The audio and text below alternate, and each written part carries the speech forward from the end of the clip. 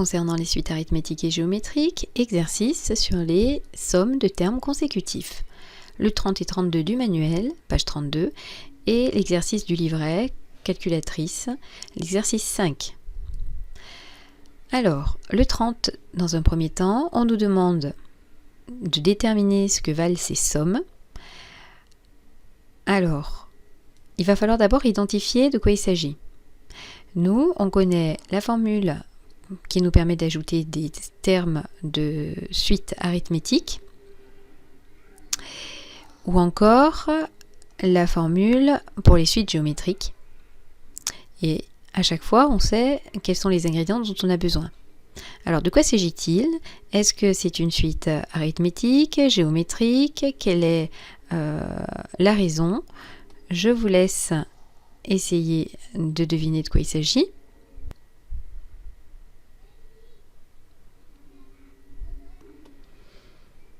Donc pour la première, on a l'impression que les petits bonds qui sont faits sont des bonds de 3.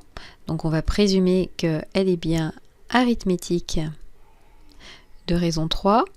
Et à côté, hop, des petits bonds qui semblent toujours être aussi des bonds additifs avec, on va présumer que ça marche partout aussi, avec cette fois-ci des petits bonds de 2. Donc, on va attraper le paragraphe concernant nos suites arithmétiques. Il faut quand même présenter la suite. Ici, décider, puisque c'est pas dit, de quel terme il s'agit. Donc, on peut décider que ici c'était U0 et de la même façon, si ça c'est une autre suite, V0. Alors, je vous laisse maintenant réfléchir encore quelques minutes sur les ingrédients dont on a besoin pour calculer la somme.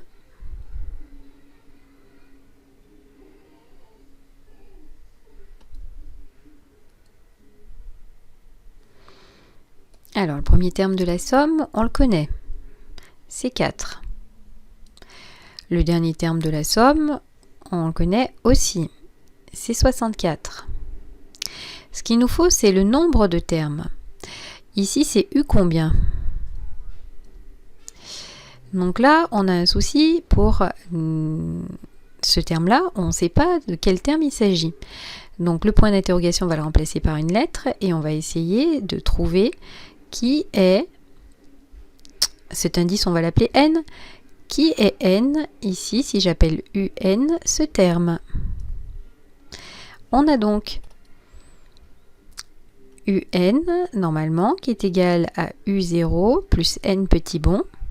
En remplaçant tout ça par ce qu'on connaît, on va avoir une petite équation qui va nous permettre de trouver ce qu'on cherche. Puisque la seule chose qui nous manque dans ces informations ici, c'est N, ce qu'on cherche justement. On a donc que 3N est égal à 60 et donc que N est égal à 20. On est donc en train d'additionner les termes de U0 jusqu'à U20. Ce qui nous permet de comprendre combien on a de termes. 20 moins 0 plus 1, 21. Grâce à ça, on peut calculer notre somme. C'est le nombre de termes, 21, multiplié par premier terme plus dernier terme divisé par 2. Ça nous fait 4 plus 64 divisé par 2. Et on donne les résultats. On trouve 714. Allez, on essaie de procéder de la même façon tout seul pour le petit b. Oups, je suis allée trop loin. Donc pour le petit b, c'est parti. Je vous ne regardez la correction que lorsque vous l'avez fini.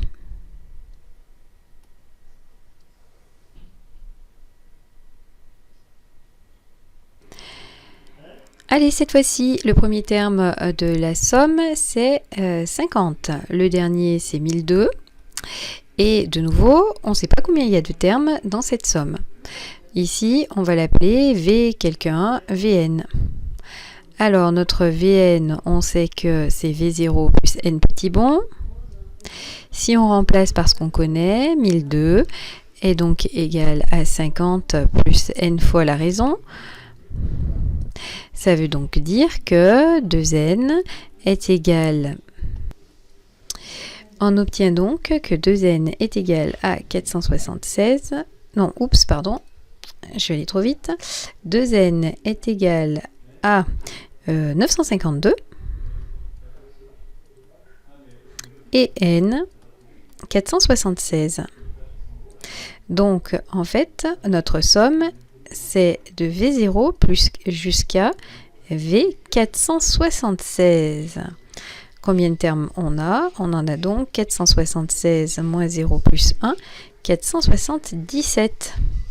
Ça nous permet de calculer la somme. C'est le nombre de termes, 477, multiplié par... On fait notre premier terme, 50 plus le dernier, 1002, le tout divisé par 2, et on obtient 250 902.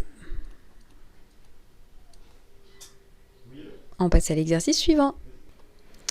Donc de nouveau, dans cet exercice, on reconnaît qu'on va ajouter des termes d'une suite. Il faut essayer de deviner s'il s'agit de suite arithmétique dont on a la formule, ou plutôt de suite géométrique. Alors, ici, en l'occurrence, si on regarde quels sont les petits bonds qui sont réalisés,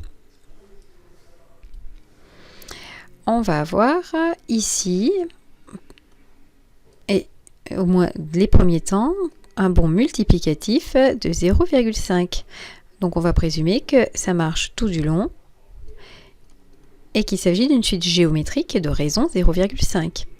Ici, un petit bond multiplicatif également de raison 1,5. Donc c'est parti, on va sortir notre jolie formule de suite géométrique. Hop là. Allez, je vous laisse y réfléchir.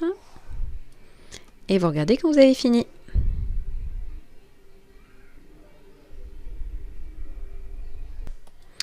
Le premier terme de notre somme, c'est 1.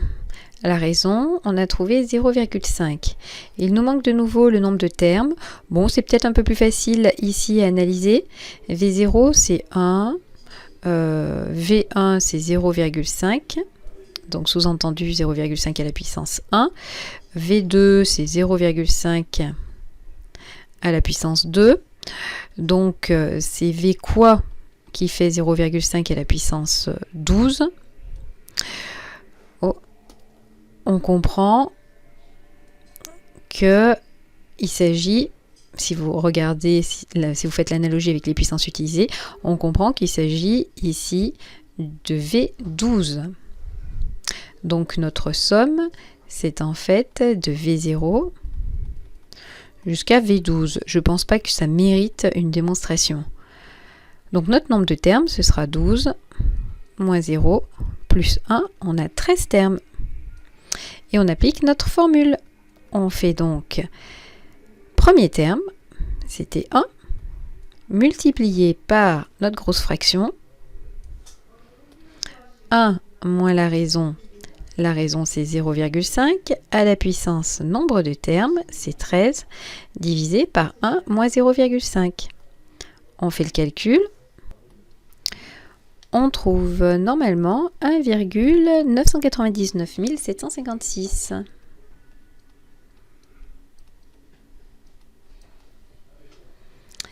Allez, on essaie sur le petit b.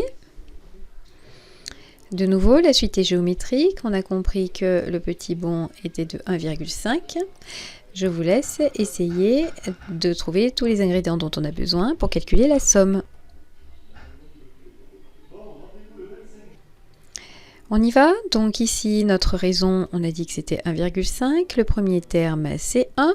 Il nous manque le nombre de termes. Alors comme tout à l'heure, je ne pense pas que ça mérite vraiment une démonstration. On comprend si V0 c'est 1, V1 c'est 1,5 à la puissance 1, V2 c'est 1,5 à la puissance 2, V quoi est égal à 1,5 à la puissance 8.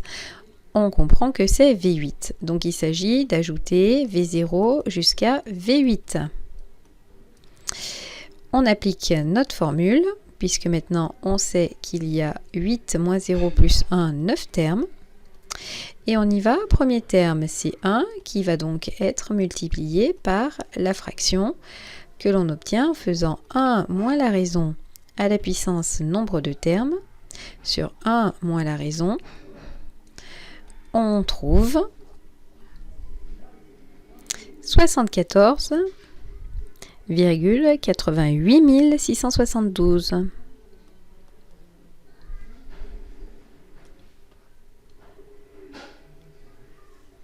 On a fini.